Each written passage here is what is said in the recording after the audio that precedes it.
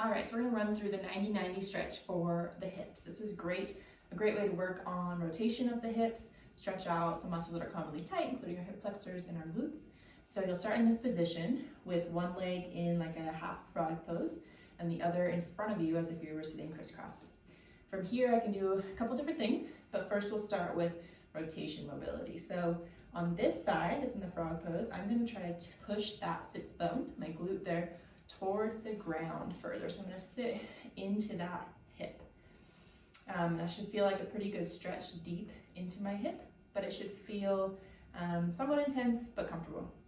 Okay, so I'm gonna kind of sit towards there. I might not reach the ground, but working that way until it feels like a good point to hang out, and I'll sit there for about 5 to 10 seconds, and then I'll move out of it, and then sit back down. Try to breathe and relax into this, as you might feel some muscles trying to fight you, some things that are tight, and those should improve with some deep breathing and as you spend some time in this position.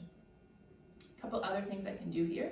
On this leg, I can stretch the glutes on the back by leaning forward. So I'm gonna keep my spine nice and tall, and I'm going to hinge forward at the hips and get a good stretch through my glutes and maybe into my low back. Now I don't wanna flex my spine around my back like that, but I want to stay tall, almost as if I'm looking over the edge of something in front of me, okay?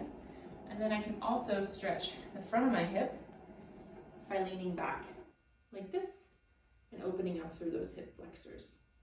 Same thing, hang out here, 20, 30 seconds or whatever feels good to you. Give these a try, see how they feel. Let us know if you have any questions.